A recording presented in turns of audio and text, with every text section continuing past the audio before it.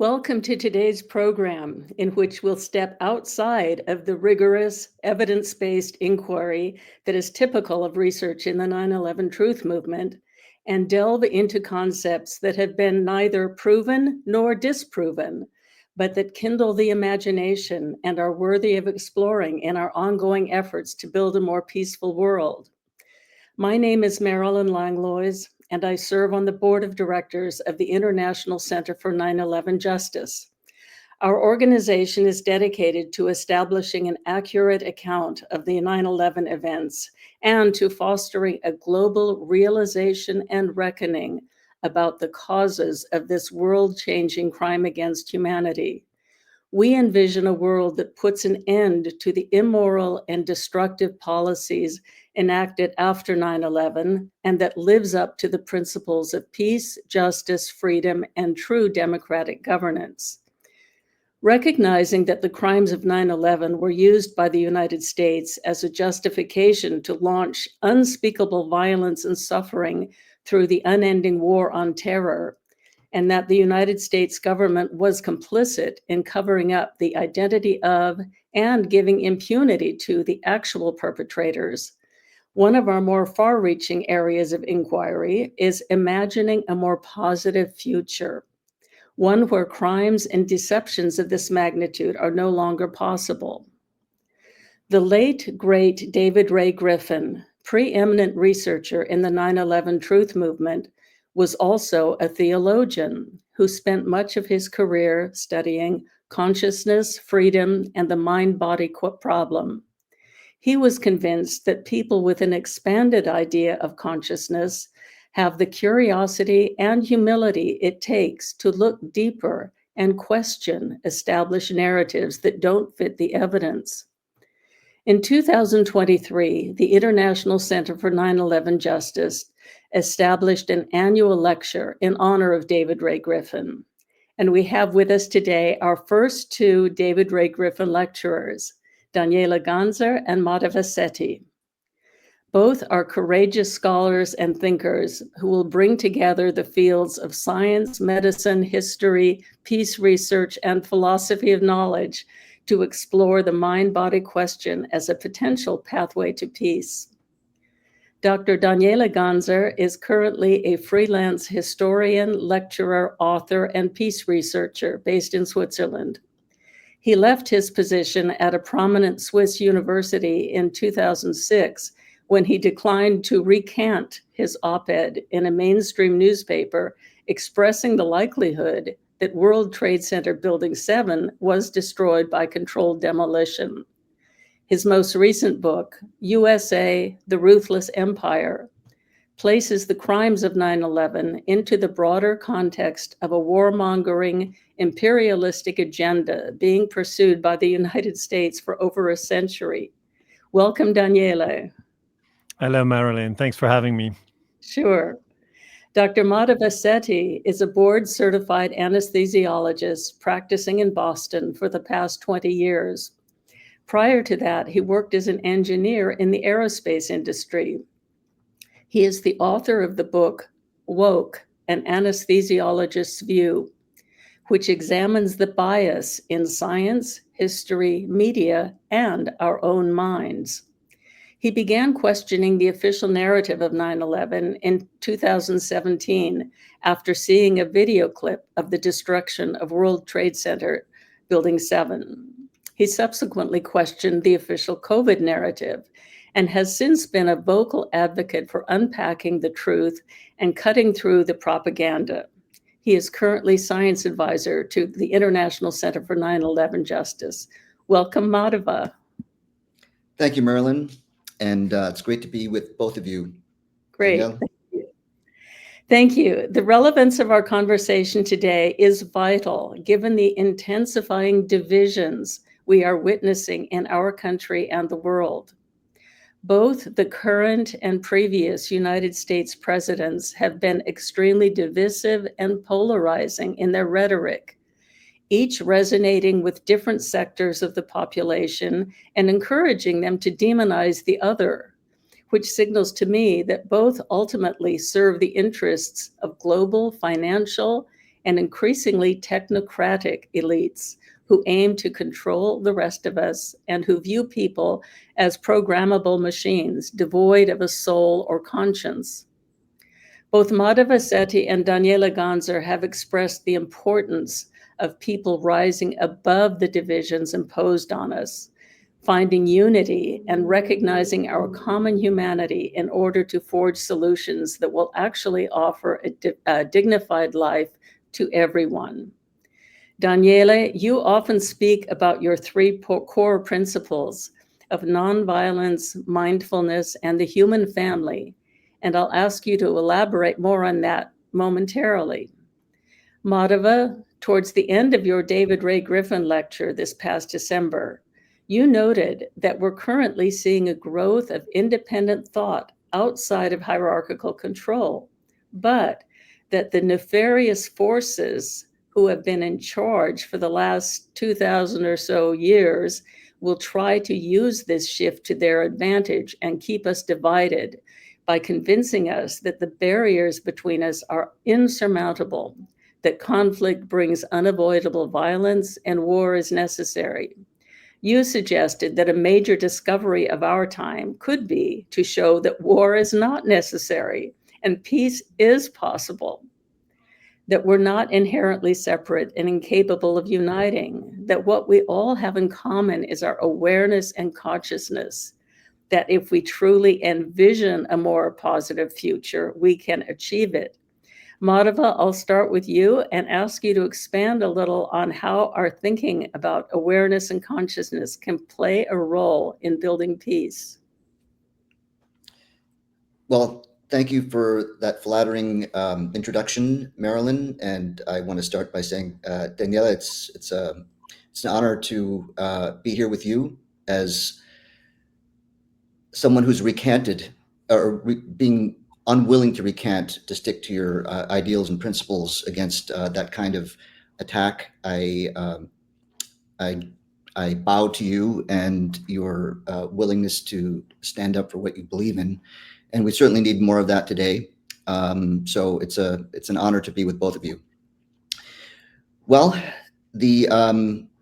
I love the introduction, Marilyn. I love how you summarized my commentary from last year in December. I didn't realize I did such a good job. That was an excellent summary, But your question is around awareness and how that is the fundamental concept that we have to consider as we approach the world today. The reality is that we have this illusion of separation. That's the first one. And the second is we are generally very, very kind, good, and generous people. However, our tendency to do the right thing can be used against us. And I think we saw this very clearly with the pandemic and the impositions and mandates that were placed upon us. And we were told that that was the right thing to do. And if you really want to consider things in a energetic perspective, there are many systems of thought, at least from the East, that place a certain hierarchy in how we are actually put together as conscious beings. We're not simply awareness. We have certain predilections, and we have energy centers in our body, if you will, that deal first with the need to survive, and then the need to be able to communicate and interact on a social level, and then the ability we have to love and to know, and then to balance things. And all of this has been mapped out before. But what I want to point out here is that at least in these systems, the wisdom part of us, whatever you want to call that, sits above our heart center in at least Eastern philosophical thought in terms of our chakra systems. And the reason why I bring that up, because it has relevance to what I'm saying right now, which is good people who want to love and want to connect can be manipulated to do the wrong thing by very, very wily ways of controlling the way we think. And in the end, if we really want true solutions on the planet, we have to come together, as you mentioned. And awareness is the place where we all can connect We all are aware. There's no question about that. That is possibly one of the few things that we know to be true, no matter who you are, where you are, or what you're experiencing. And interestingly, once you start examining that, you start walking into the kinds of problems that David Ray Griffin wrote about, as you said, with the mind-body problem, which is a challenge for all philosophers, and I would say for neuroscientists as well. And so that's where it all leads. And I'm going to stop there. And why don't you tell me where you want me to go with that? Because I believe that was the essence of what you're asking. Sure. Thank you. Thank you very much, Madhava. Daniele, I'd like you to react a little bit to what he said. And to just add a little bit of context, I want to refer to a lecture you gave in German to your online community about the concept of unconscious assumptions. And the fact that not only do good people often get manipulated into doing not very good things, but the messages that we're constantly bombarded with, often these messages become internalized, and we believe that thought is inextricably tied to our identity. So if somebody challenges that thought, we immediately reject it. And yet, if you can realize that those thoughts are with you, but they're not part of you, you're more able to take in new information and modify your thoughts. Anyways, take it from there, Daniele. Yes, thank you very much, Marilyn. First for your kind words, and Madhva, I really enjoyed your talk, so it's an honor for me to be part of this group. And I think this point that Madhva just made, that everybody is aware that he is here. Like, we are now having this conversation, and people who are watching us, they are aware that somehow they're here. So I fully agree with Madhava that it all starts with this insight that we're somehow here. And it's maybe hard to say where we are. Everybody would say, well, I'm not in my little finger, and I'm not in my leg. I'm rather around my head, maybe here or here where my chest is, or I'm somehow here all the time. And this concept of awareness that Madhava so eloquently elaborated is really something that interests me a lot, because people who've had near-death experiences, then I read books from Raymond Moody and others. They say that they see the body from outside, and still they're there, but they're not in the body anymore. And I think for us in the 9/11 Truth movement, it is very important to come to this position of spiritual power. Like we are scientists. We want to find out what is the truth about World Trade Center 7, for instance. And we've, had many years where we just spoke about, the collapse of World Trade Center 7 and how it was brought down through controlled demolition. But if we stay there, I think we stay on a level of fear. And it is important to move beyond that spot of fear and go to the spot of awareness. Because once we realize that we can be in this spot of awareness, then there's no reason to be afraid, because I'm personally convinced that the awareness is our true identity. It's not our body. It's not our thoughts. It's not our feelings. They come and go. The body comes at birth and you leave it at death. But the awareness or the consciousness or the soul, there are many different names that you can give to it. But I think if the peace movement is really to be strong in the 21st century, it has to reach this level that Madhva indicates always. And I fully agree with you, Madhva. If either we go to this level or we're stuck in fear and divisions, because the way I see it, and I'd love to hear your thoughts about it, is that awareness is universally connected and it cannot be destroyed. And if that is true, then there's no reason for fear. Couldn't have said it better myself, sir. Yes, fear is the ultimate way of controlling people, and we have to at least be able to acknowledge that if we have a population that is fearless, they become extremely, extremely hard to control. Yeah. And right away, we now can introduce the idea that perhaps there has been a programming of people at a very, very broad level for a very long time to keep us in fear. I mean, we hear it all the time, almost without even questioning. We hear, oh, well, you only live once.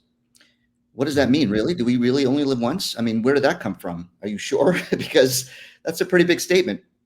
And I love what you said about consciousness and awareness being universal.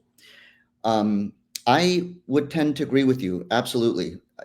Some of the stuff that I've been really working on and writing about and thinking about has to do with the barriers we have to looking at things clearly. And there are many of them, and they're coming from our side as well.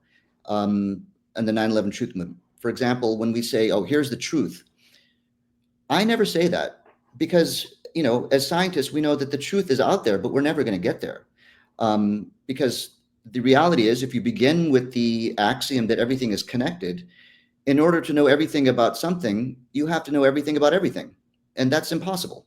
And we, as scientists, when we're true to our credo, we recognize the uncertainty in our positions. I mean, scientists expect when they come up with a new finding, they realize it's going to be overturned at some point because we simply do not know everything about everything.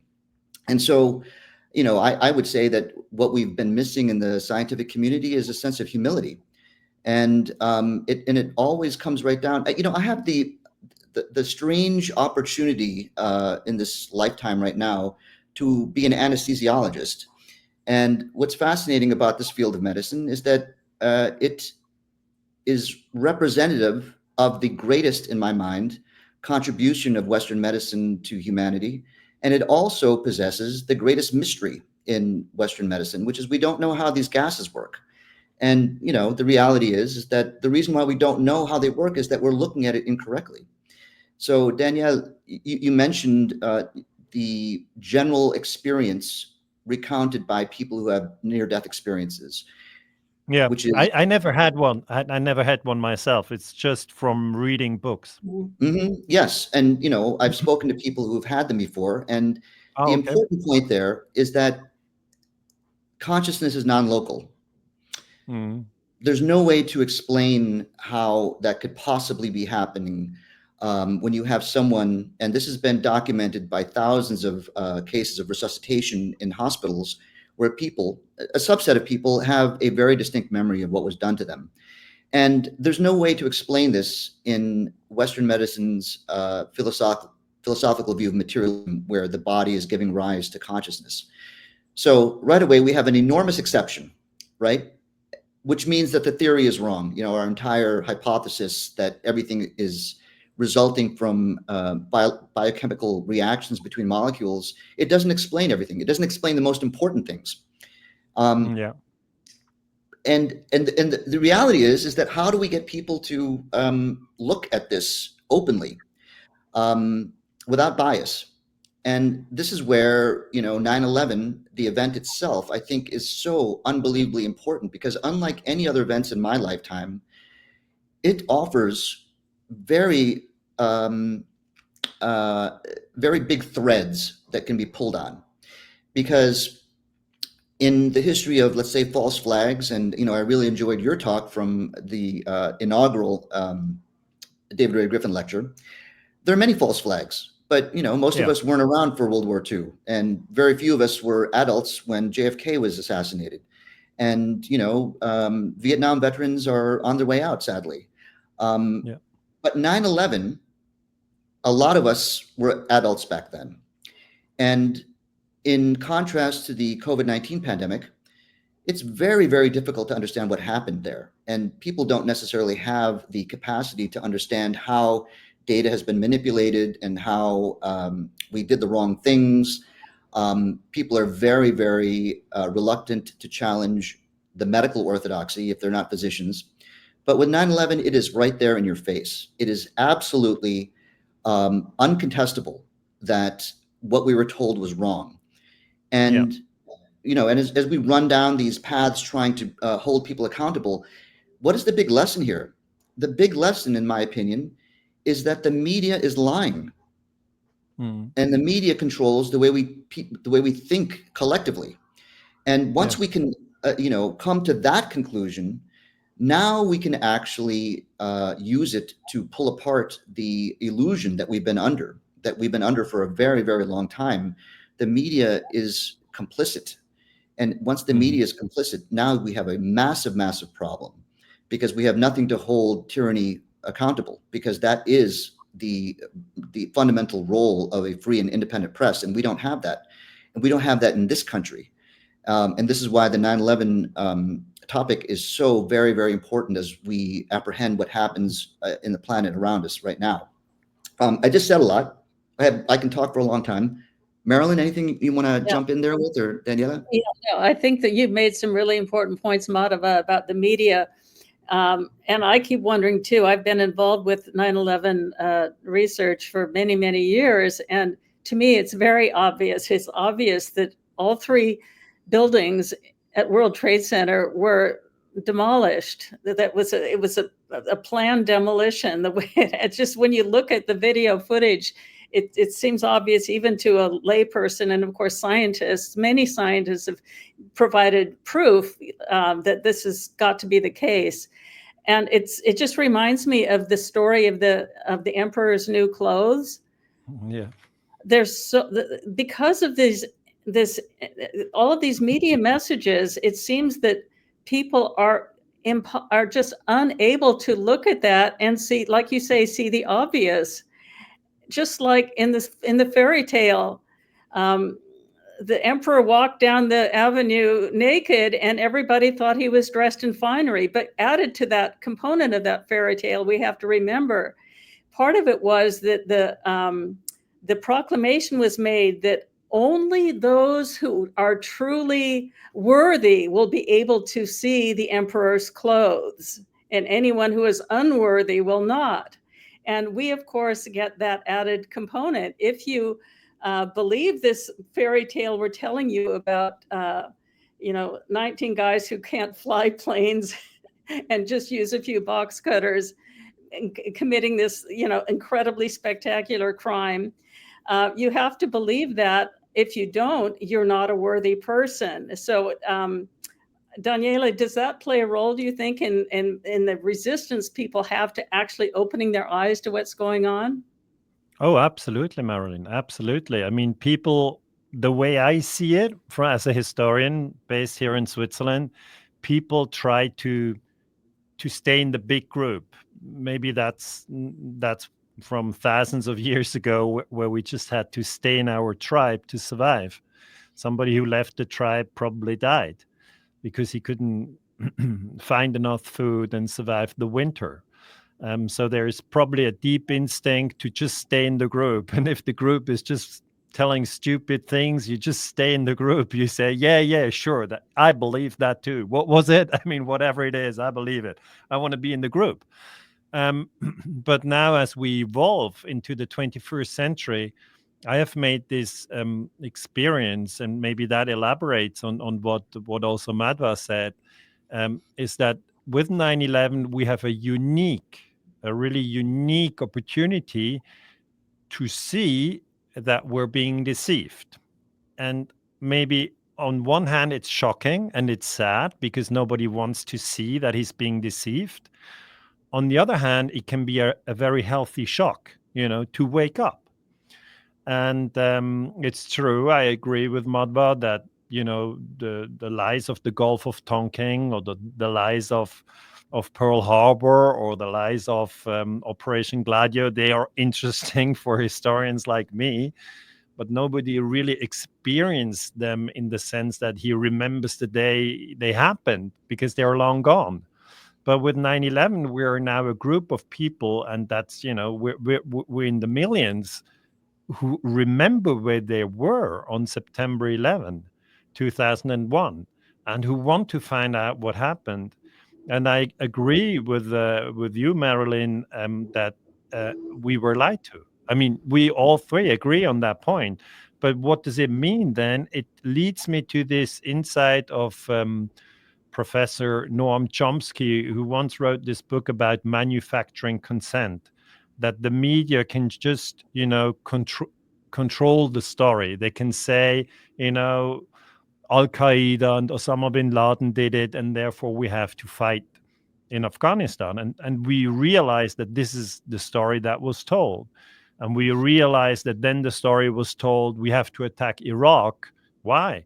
Because Iraq has weapons of mass destruction. Okay. And, then there was this other war. And then, and maybe Madhava, I'd be interested to hear your thoughts about that one. I had the feeling that in that period when it was just Afghanistan, 9/11, and Iraq, there was maybe a small group of people who said the media is not giving a fair description of what's actually going on. And then in 2020, with the pandemic, more people, especially those who didn't want to get vaccinated. I didn't want to get vaccinated. I said, I don't trust that. I don't trust what you're doing, what you're telling me. And in Switzerland, it's 30% who didn't get the vaccination. And I'm in this group. And this group is extremely open. I really have to say, not a little bit open. They are extremely open when I tell them, and you know what? On Iraq and the ABC weapons, that was a lie.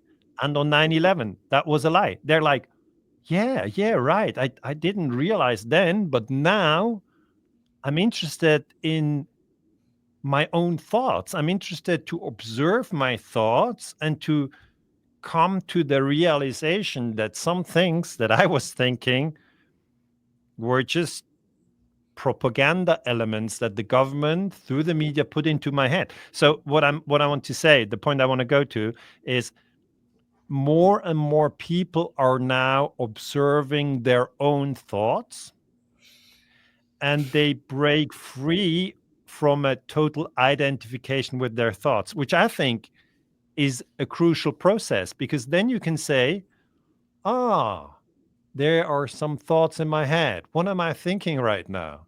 Is it the truth? Not sure. It's an interesting thought, but it's a playful attitude. And when you explained that it is very important to remember that everything is interconnected, and on no thing we can know the total story, that means that we come back to a position of humility. And I fully agree with you, Madhva, because this dogmatic position of we have to attack Afghanistan, we have to vaccinate everybody, and you have to stay at home, and if the kids go to school, they will all die. They have to stay at home. That's all madness. For me, it's all madness. And so I have this feeling, and I want to maybe end on that positive perspective, that I think within the last 25 years, I'm now 52, but the last 25 years that I've seen, our group has become bigger and bigger and bigger. There's more and more and more people who say, I realize that switching off the television is maybe a good idea. Or I realize that what I read in the newspaper is just a story that they put into my head, and I'm not buying it anymore. So my feeling is there is a change of consciousness globally going on. That's my feeling. I don't know how you see it on the other side of the Atlantic. Yes, I absolutely see it. I think we all see it. And it's interesting, like, there's our group, which is very, very excited about this change. And then for every one of us, there's 10 people out there that are freaked out that, people are losing their minds, when in fact we're actually gaining our minds, or, gaining sanity, I would say. I would like to say something about, Marilyn, what you brought up with the Emperor's New Clothes. And you said something very, very important, which had to do with the introduction of the idea that only the worthy will see the truth. And I'm going to contextualize first by saying our objective here, obviously, is to get more people to consider their thoughts objectively. The idea is to invite them to look harder at what we're being told, because that's the way through. So, the question that I always pose to people, whether it's about 9/11 or especially with COVID, is most people are not experts in their field, let alone the field of virology, let's say. And my question always is how do you know which expert to agree with? Who's telling the truth? So if we consider this properly, if we're being completely objective as a layperson who is not an expert, we would have to concede that we cannot know who's right. We absolutely can't, because that's what differentiates us from the experts. They know more than we. So how do we know which one to believe, right? And where this brings us to is the understanding that both sides of, say, the vaccine issue, let's say, are saying that the other side is wrong, and you have to listen to us, not them. And both sides, let's say, they know more than you. So we're stuck. They look like mirror images of each other. How do we differentiate the two? Well, we can't base it on their arguments, because we can't actually understand which argument is more valid, because we're lay people, so we're stuck. However, there are some very important differences. The biggest difference is that one side is asking for a debate, an open debate with the other side. And the other side is saying that's just going to be a mistake. We should never, ever have a debate, because then you're going to get the wrong idea. Obviously, that doesn't mean that they're wrong, but we should be able to jump immediately to the conclusion that if the side that doesn't want to debate, that the side that does not want to have a debate, how would they ever know they're wrong? So we are now confronted with the reality that they could be right, but they could be wrong. And if they were wrong, they would never know it. So that's a very, very big concern. But the point that I want to bring up, and this is where I want to allude to what you said, Marilyn, was that one side very often will say, look, the reason why those smart people over there that disagree with us, you know what their real intent is? They're snake oil salesmen. They have another they have a hidden agenda to acquire wealth, and they're trying to fool you, because that's their real intent. I know they sound smart, but their real intent is to mess with you, because they want to make some money on the side, and they want to push. They're not looking out for your best interest. Now, here's the thing, is when you are confronted with a complicated, let's say, analysis of the data coming from one side, most people really cannot grasp it, right? They can't understand why that argument is better than the other argument, but they can very, very easily relate to, oh yeah, I can understand why they would do that. It's money involved. I can totally understand why their conflict of interest would push them towards, the wrong way. They're manipulating us. People can relate to that. And this is a very, very pernicious trick used by not only, let's say, the medical establishment, or with regard to 9/11, these guys are conspiracy theorists. Those guys are, they're anti-vaxxers. I mean, they're crazy to begin with. Notice that the same thing happens in religious doctrines. How do you identify the false prophets? Well, they disagree with us. And we're telling you in advance that that's their intent. Their intent is to mess with you. And now you have, crystallized this idea that, oh, they told us that the other side was up to no good, and they're telling us exactly what we're predicting, that they're going to disagree with us for those reasons.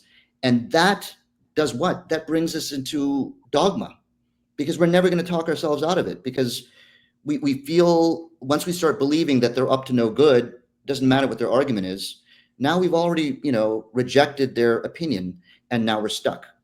And this is something that I think is very important to bring to our audience right now, is that we can't use that on our side. We obviously, they're up to no good, but most of the people who are spokespeople for, let's say, the, conventional story behind COVID, or COVID origins, or 9/11, they're not like psychopathic. They really aren't. Doctors aren't trying to kill people, they're just going along with the herd. Their herd says Yeah. that this is the right thing to do. But once we start saying, oh, they're all, sociopaths, we're falling into a low vibrational state when we do that. Because our side should be like, look, I'm not going to make any accusations about their character. Let's not go there. I just want to talk about the facts. I just want to talk about the science, and let it stand on its own.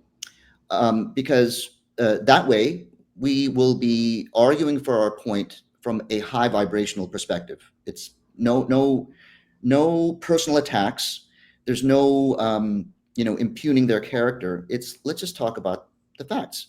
And Danielle, you were saying exactly right. There is an awakening. People are moving over to clarity, let's say, and it's a irrepressible movement, because the truth is not. It can't be. It takes so much energy to hide the truth.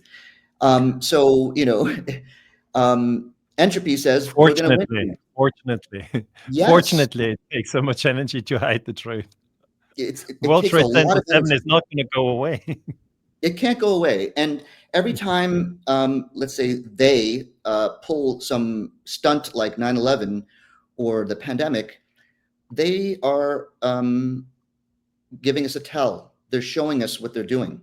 And so they take a risk every time they try to manipulate the way we think, because no matter how hard they try, there's going to be a few of us that will say, "Whoa, wait a minute, no, no, no, no, no, no, that's not gonna fly with me."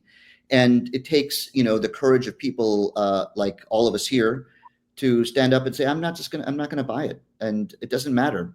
And this is where consciousness is so important, because what do we have to fear? Public rebuke? Who cares? I don't care. They're not going to kill me, and there are worse things than dying. So all of this stuff is connected, and in order to bring people to clarity, we have to approach it at a very, very deep level, and this is where it all becomes intertwined. Thank you for that, all of that, Madhava. I really appreciate your pointing out how futile it actually is for people to get entrenched in their positions and say, we're right, you're wrong. And even though we believe maybe our conclusions are the correct ones, to just point fingers at others and demonize them and criticize them is fruitless. So how do we find a way to exchange and to invite people to look at different perspectives? And for this, Daniela, I want you to address a couple of your concepts. Your principle of mindfulness, obviously, we've talked about that a lot already, but your principle about the human family, as we view everyone as a fellow member of the family. Family members often have different ideas about things, but can you tell us how we can use that concept to have more fruitful dialogue about exploring these really difficult issues?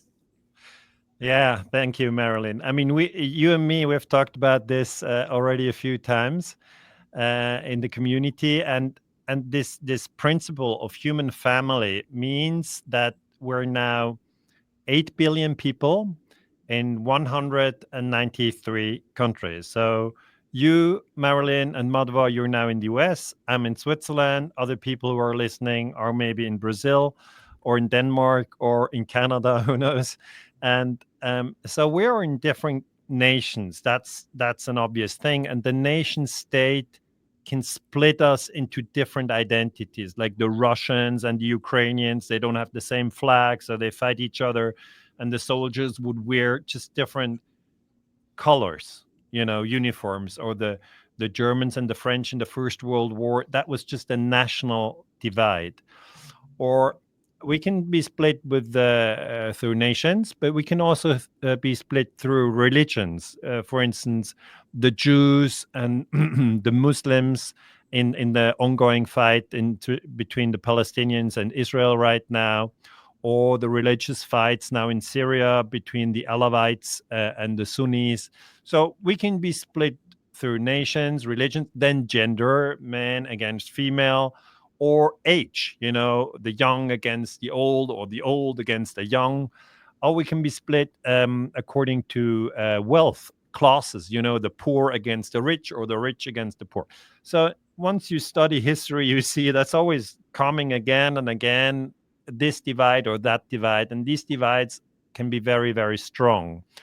And then when I was researching war propaganda, I came to this conclusion that, hey, that's all an illusion. Actually, we're all, as Madhava also said, we're consciousness. We're consciousness. We are in this body, but actually we're all the same consciousness. And that means we're all part of the same human family. So Marilyn, when I look into your eyes and you look into my eyes, it's basically the same consciousness looking at itself through different bodies. That's the way I see it. And when you see it that way, then you realize that we can, if we approach world affairs from this concept of human family, then we come exactly to that point that Madhava just said, that we treat others with respect because we are them. It doesn't matter whether they are vaccinated or not vaccinated, whether they think uh, President Bush told us the truth about 9/11, or whether they think we were lied to about 9/11, like we think, we were lied to about 9/11. But it doesn't matter what specific thought you have, because whatever thought you have, consciousness is on a higher level. The thoughts are down here for me. I just explained how I see it. And we have, a lot of different thoughts. But if we remember that we're actually connected, all of us are connected on a very profound level of consciousness, then I think peace can prevail. I really think so. I mean, some people say, Daniele, are you crazy? It's impossible. We're so divided. We have to kill the bad guys first, and then peace can prevail. Then I always say, well, who are the bad guys? And then you talk to the different groups, and they always say, the other ones are the bad guys. And then if you do a strategic analysis, you get, oh, gee, if we have to kill all the bad guys, and if you see that all groups see the bad guys in the other groups, then you have endless killing. There's no end. There's no end. It's not that everybody agrees. There's one bad guy, we kill it, and then we have a good world. And so we get to step out of this way of thinking. Because if I look at war propaganda, it was like, we have to kill Osama bin Laden, then the world will be safe. Well, okay, he was dead. What happened next? Now we have to overthrow Gaddafi. We have to kill Gaddafi. Then the world will be safe. Okay, now he's overthrown. He's dead. Then what's next? Oh, Putin. It's always, let's kill the bad guy. And this is just a story which doesn't make any sense. If we would take a different story, if we would start from a different narrative, and that's this idea, Marilyn. I know that you know it already, but thanks that you gave me the chance to elaborate on this idea of human family.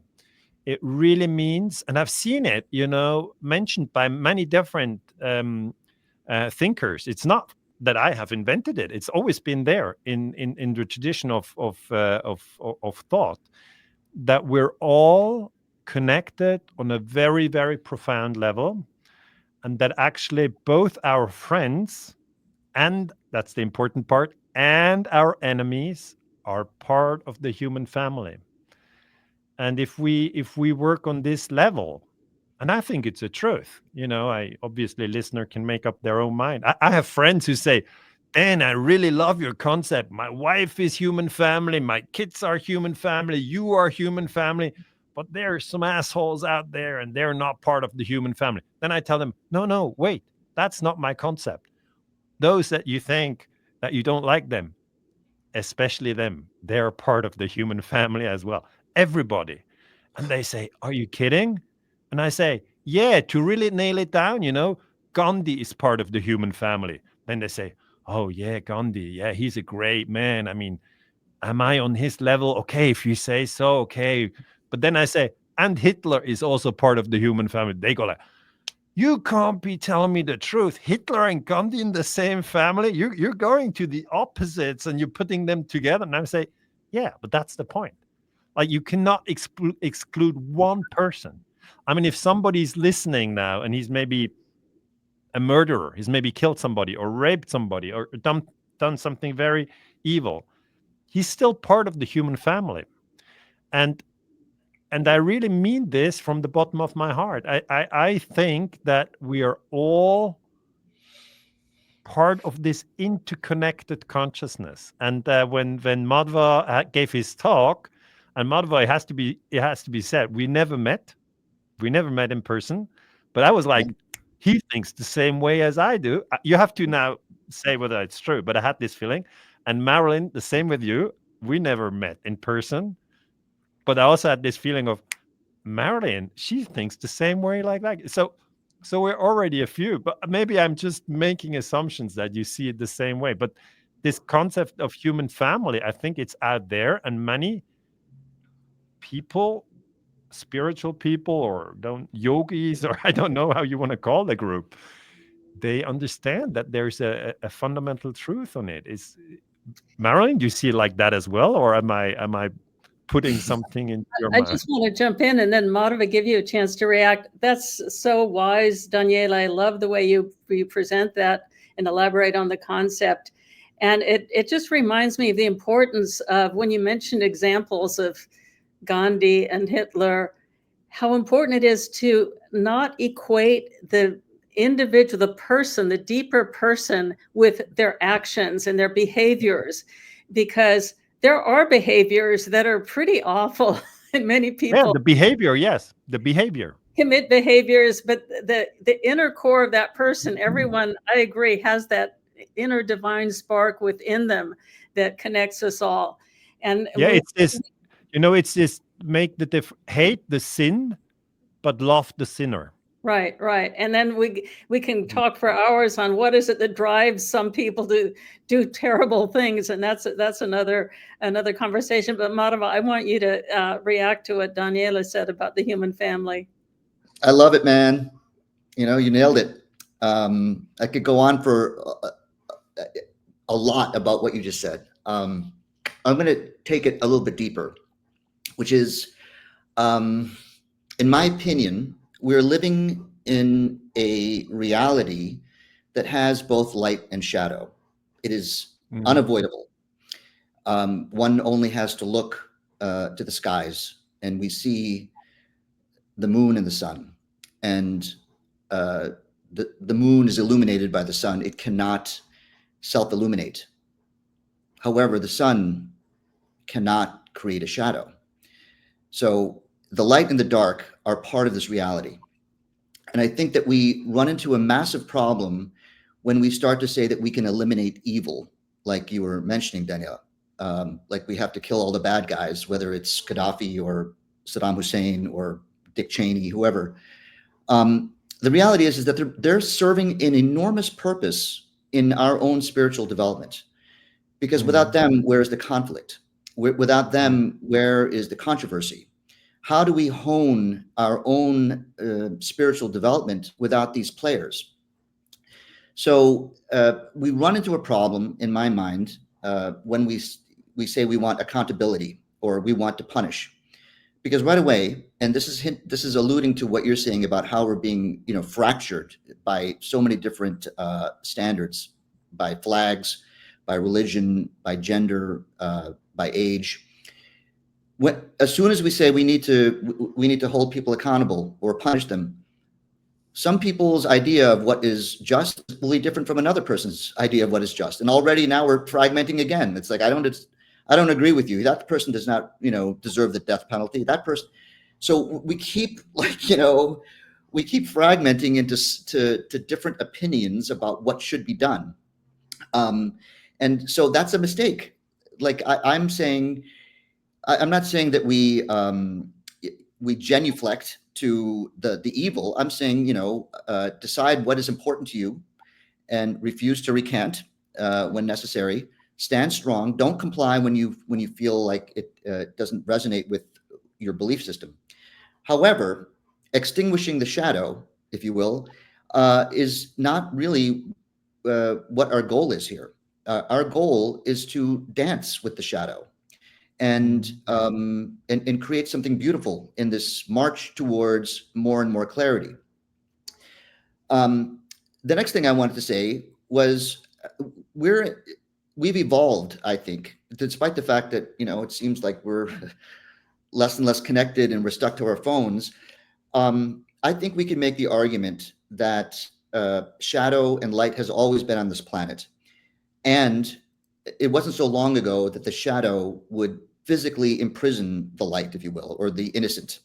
And that inherently was an unstable situation, that would always result in violence, like a violent overthrow. And so if we consider light and shadow to be freedom versus control, freedom being the light, this dance has always appeared on the planet. And in the past, it was, the hierarchical system, the ruling class that would literally subjugate the masses to a horrible way of living. And we've come a long way from there.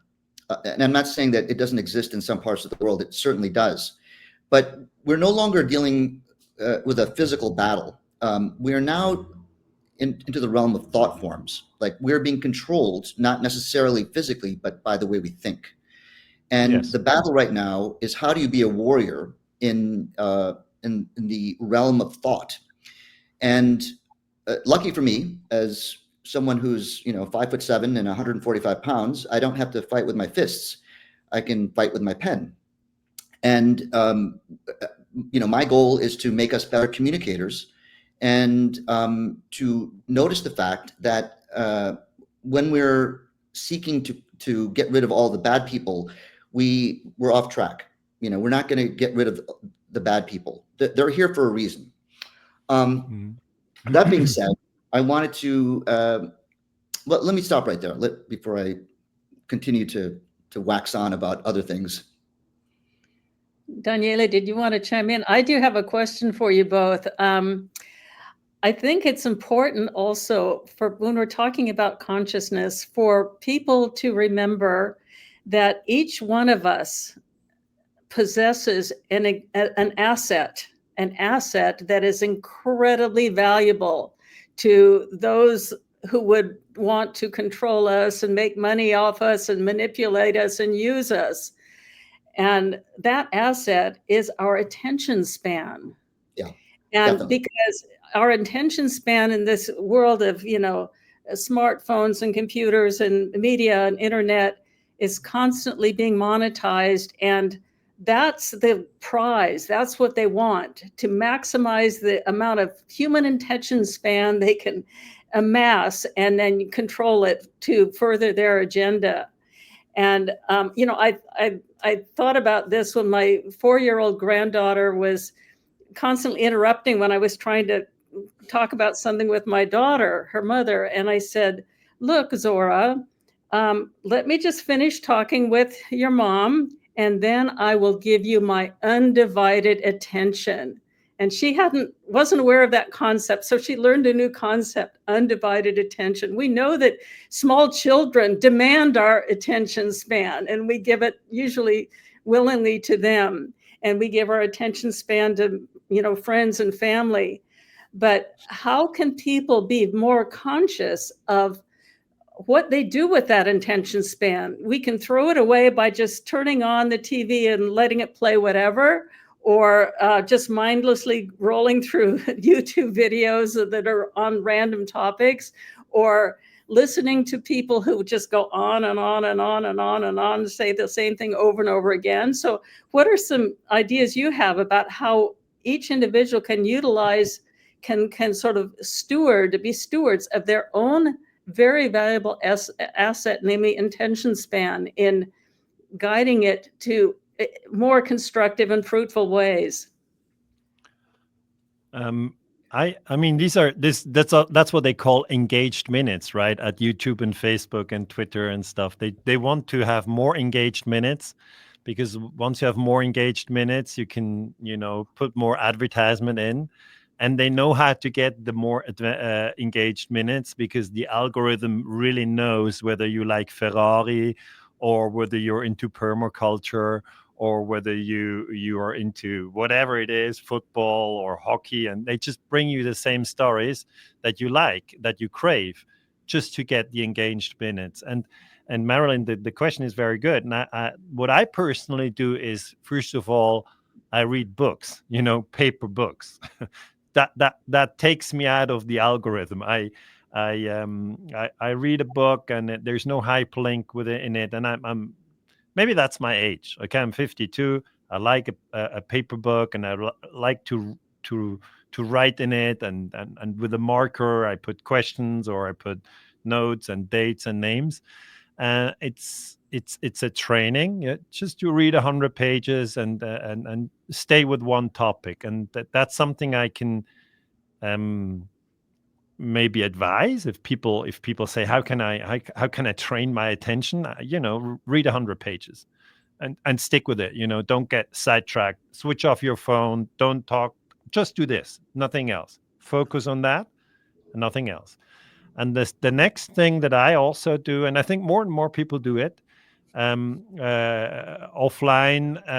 in nature. Like they go into nature to recalibrate the system. Just sit at the lake without your smartphone, without your laptop. The idea is to be offline. It's not to sit at the lake and post, I'm at the lake. Okay. It's more, yeah, you can do it if you want. But basically, the way I suggest is that just to be with yourself. And it's the hardest thing, you know. I think Yeah, most people, especially for me. yeah, it's just most people are constantly taking in information, and Yeah, to just be with yourself in nature and sit there and feel how you're breathing and see what's happening. Some people think it's boring. Other people say it's painful because then there are thoughts coming up from experiences they didn't like, so they'd rather read on their phone about a plane crash. But it's the two things that I think are very important. And the third thing I dare to say is really choose wisely when you take a YouTube channel. What are people talking about? And I maybe that helps me to do that bridge. I really liked what Madhva said about this dance with the shadow. The way I see it is that we live in this polarity. Is that what you meant? We live in this polarity, and the polarity is never going to go away. Okay, and I think more and more people realize this. So if that is the fact of the universe, that's the way it's built, then we hmm cannot eradicate evil, or we cannot eradicate love. It's always going to be there.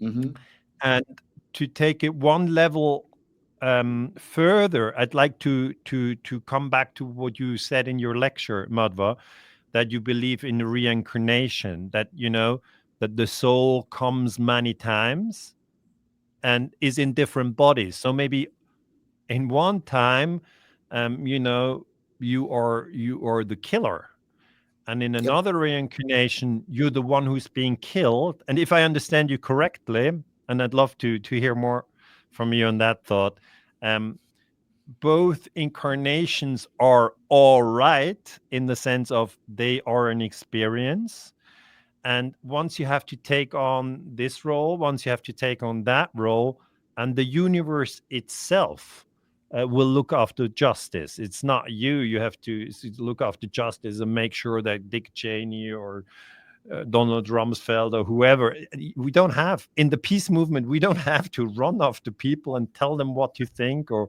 how they have to behave. We hmm rather have to maybe talk about the larger picture. And that's why I like this talk, Marilyn, today, because usually we just talk about World Trade Center 7, about the Gulf of Tonkin. We talk about all history facts, right? And this is more like a philosophical exchange of thoughts, very open. And thanks, Marilyn, that you made this possible. And Madhva, if you feel like to make a few more comments on reincarnation, why is that a thought that is important for you in this conversation? It seems far-fetched. People go like, they're talking about 9/11, and then they're talking about reincarnation. They're Yeah. talking about they're talking about everything. Why? But Yeah. I'm interested in that. Me too. I want to answer that first and remind me that I want to go back to what Marilyn said about attention. So, look, Are we reincarnating? I don't know. Nobody knows. We can't know. There's no, we can't measure it. We have some pretty convincing evidence that we are reincarnating, coming from the mouths of thousands of kids who have been reunited with the families from which they deceased. And they can identify everybody there. And we have no explanation as to why that is, other than the fact that they were there. Some, part of their essence was there in the past. And it's a very, very difficult thorn in the side of, conventional thinkers to acknowledge that, which is why they don't. And they just, they use the age-old strategy to say that anybody who believes that is really not scientific. And then and then you've excluded them from, serious consideration for everything else they say. Now, the reality here is that, okay, we don't know. But what if we just pretended that we do? What would we do next? I mean, everything would be solved, honestly, if we sort of, adhered to that and moved forward with the fact that, oh, we're all reincarnating. And as you said, Daniela, we don't know who's more culpable today, because we could have been the horrific psychopath that lived 50 years ago. So how do you know who to punish today? You don't. So what is the only sane way to proceed? Well, the only sane way to proceed is to stop punishing everybody, stop tormenting everybody, and just say, okay, you're forgiven, because we have no idea. We have no idea. Why would we have a war? Why? Like, are you sure that you're right? Based on what? Based on what they did 60 years ago? How do you know that wasn't you? So, I mean, somebody showed up here 2 millennia ago saying, look, the way through this is forgiveness. Obviously, that's the way you have to do it. There's no other. Obviously, you have to forgive. That's the only way. Looking for some sort of reparations or, stratifying who gets punished more. I mean, that's absurd. So you start there, and then you realize that, okay, we're reincarnating. Uh-oh, what are we going to do about our foreign policy, or the planet, or, how do we preserve our environment? Is it just, for when I get older, I'll have, I can pay for my heating bill? Or are you going to look 7 generations down the line? Or Yeah, I really like that, Madhva, in your talk when you said we wouldn't poison the river if we think we're going to come back in 100 years. Yeah, it's like, you can say, oh, I care about my grandchildren and their children. Well, what about if it was you? Don't you think that would make a difference? I think it would. I think we would change completely how we would run the planet. We would forgive everybody, and we would make sensible decisions about everything, because it's going to be us that eats the fruit of our actions or suffers the repercussions of our mistakes. That's the first thing. So the point here is that you don't have to know that you reincarnate. Let's just pretend. What is the downside of pretending that we're reincarnating? I can't think of one other than, oh my goodness, I'm if I do that and forgive everybody, and not try to maximize pleasure and things, I might, miss out on something in the next, 20 years. And, we can all understand that we don't leave here with the things that we have accumulated. So what's the point anyway? So it's insane not to at least behave that way, is what I'm saying. Like, why can't we at least agree that that's the smarter way of doing things? That's all I'm saying. I don't have to prove it to you, but shouldn't our intellect point us in that direction at least, or at least give it an open consideration? Yeah, and so I found it, sorry to jump in, I found it interesting that you just introduced the concept, because usually it's not being talked about. Maybe here in Switzerland, it's not being talked. I don't know about the US, but like, people don't, meet on the street and talk about reincarnation all the time.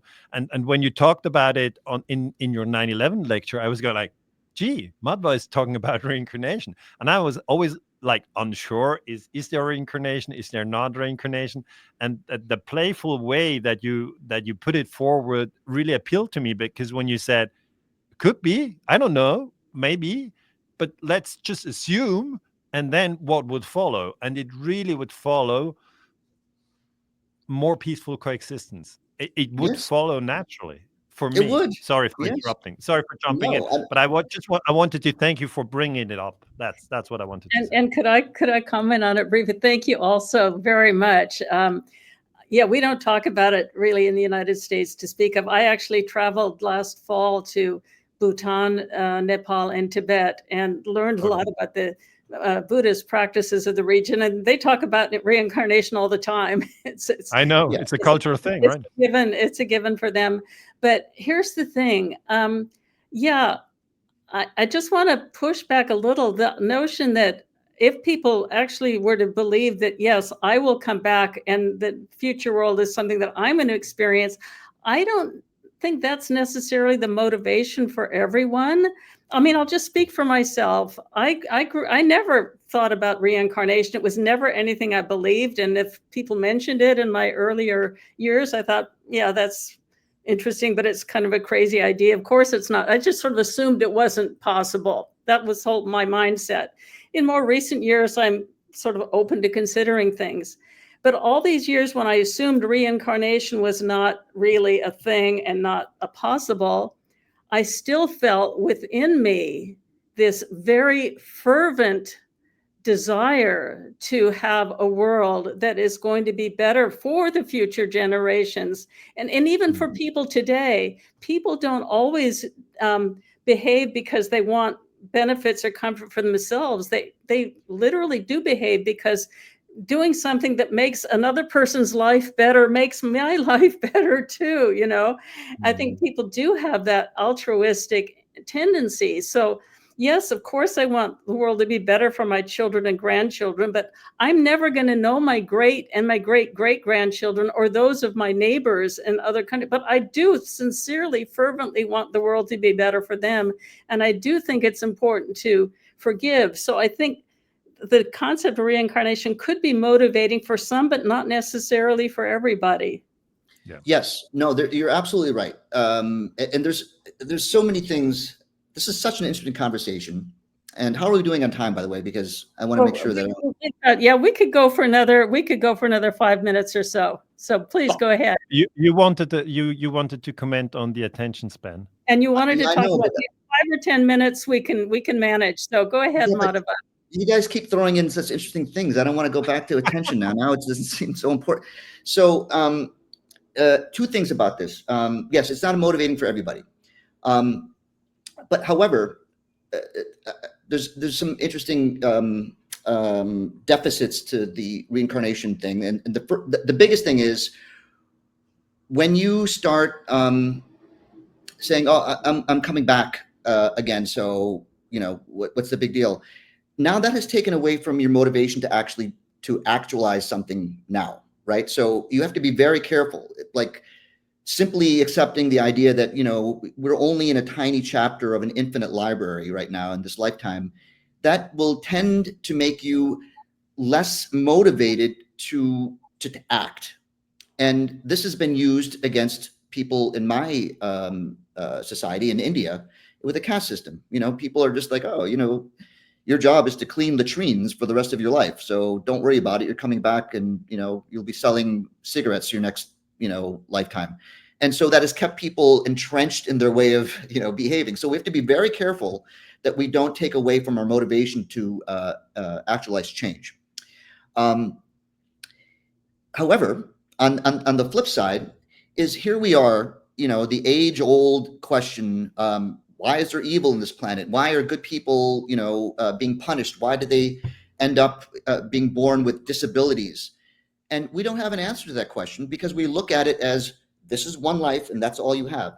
But when you start to say, oh my goodness, this is a, one chapter in an enormous book, and you're only seeing a tiny fragment of this person's soul evolution, suddenly now you can accept the idea that, oh, there could be a meaning to this. This could be a trajectory that this person is on over multiple lifetimes. But yet we're like, oh no, I'm just going to stick with the idea that, there is no God and there's no sense to the world. And somehow that seems to suffice for some people. But the reality is when you look at the fact that we're, transcendent beings, this can explain a lot of our puzzles that we're having right now. So I'll say that.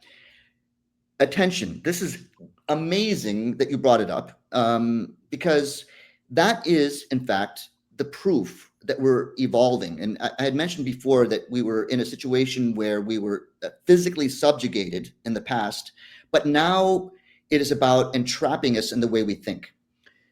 Imagine 40 years ago, before there were smartphones and before there was internet, and someone came up to you and said, look, I'm working on an invention and this is how it works. I'm not going to tell you how it works, but this is the result.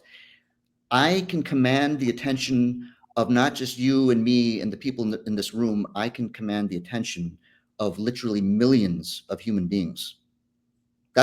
I'm not, I can do it. And, you'd sit there and say, well, how are you possibly going to do that? And can we have acknowledged at that time, holy cow, that would be a very, very potent tool and weapon. That's what we have today. We have, like, people are walking around, fixed with this influx of thought forms. This is, in my opinion, the sign that this is how it works. We've moved away from fighting with our fists. Now we're fighting with this. And what is an amazing tool? It's like, oh, I'm going to capture your attention and dictate to you how I want you to respond to what I'm doing.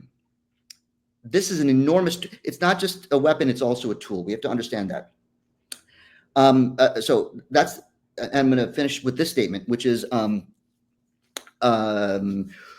when we approach our, say, adversaries we have to confine them or attack them or kill them, this is actually the manifestation of a manner of regarding what is happening.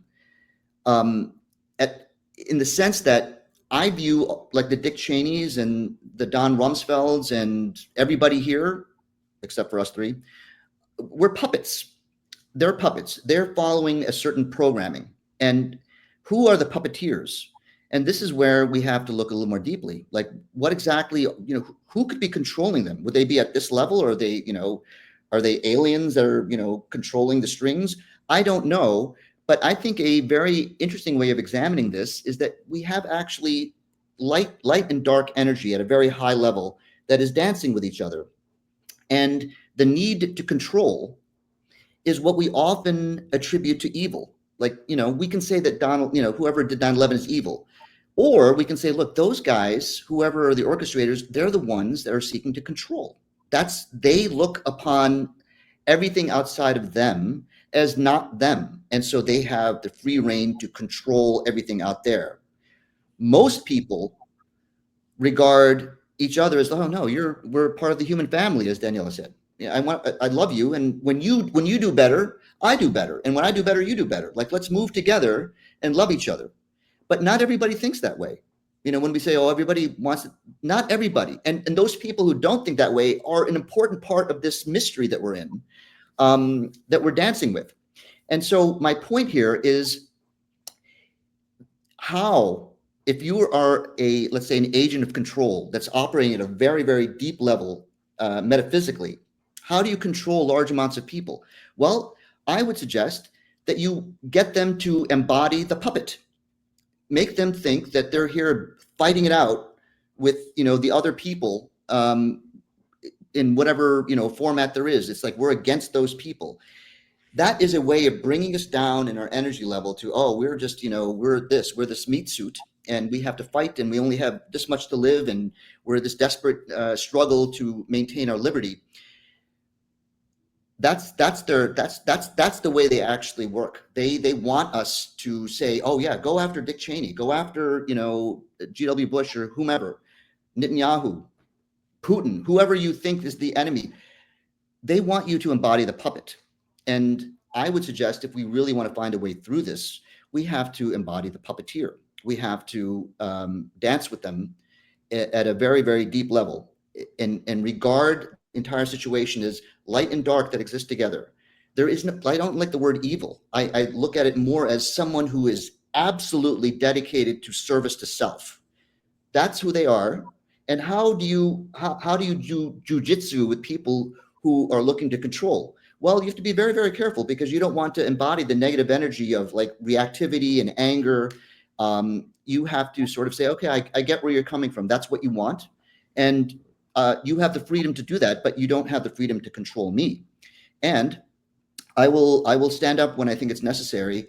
And your greatest enemy is me, because I know how to convince people of what's going on, because that is what is going to cause their downfall. And so that's why conversations like this are so absolutely important right now, because we get to step away from the material and look at what's going on behind it. And I really appreciate you bringing us together, Marilyn. Thank you. Thank you, Madhava. Yeah, well, we're getting about to the end of our allotted time. I just want to give you each a chance. Any final comments before we close it out? Daniele, we'll start with you.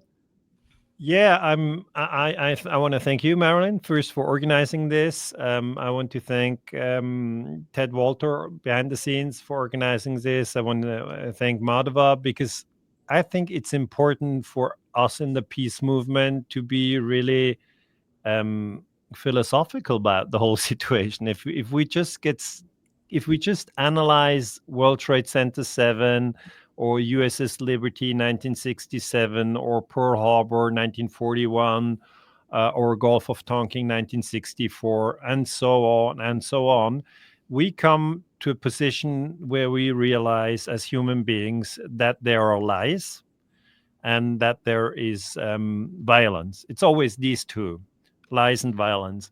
And when they're combined, lies and violence combined, it makes us very sad. Yeah. As human beings, we do watch movies where lies and violence feature, but we like to have the control to switch it off and say, well, it was just a movie. That way we can handle it, and that way we like it. But if it hits us or if it hits our family or friends, we really don't like lies and violence. Mm-hmm. And I studied lies and violence as a historian, focusing on covert action and special operation forces and secret services for a long time. So I want to really stress how important it is for people who are new in the field and realize there's a lot of lies, there's a lot of violence, that they also see the good side of things. Okay, and I think that philosophical debate that we had here today, or debate exchange, stresses the good side. And the good side, or the good news, is that I think human beings are wonderful beings.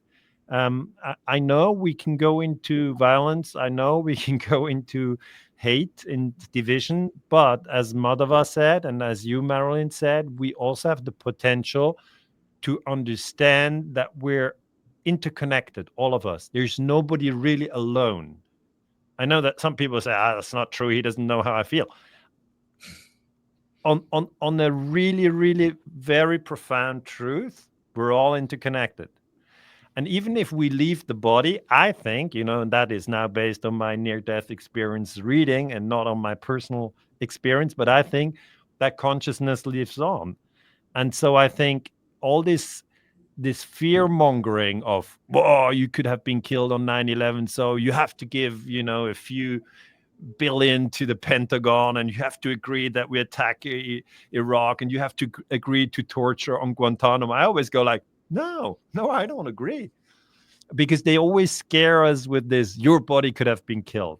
And I think with the corona story, it was the same thing. A virus can kill you, therefore you have to agree to this and that and this and that, and then take away our liberties. And I'm going like, no, I don't agree.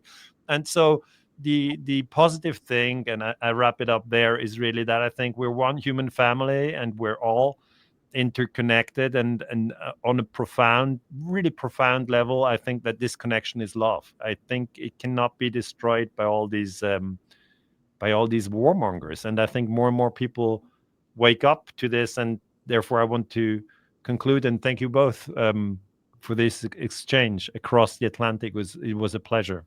Madhava, over to you. Oh, thank you. Yeah, great closing statement, Danielle, and thank you for letting me conclude. This is what I want to say.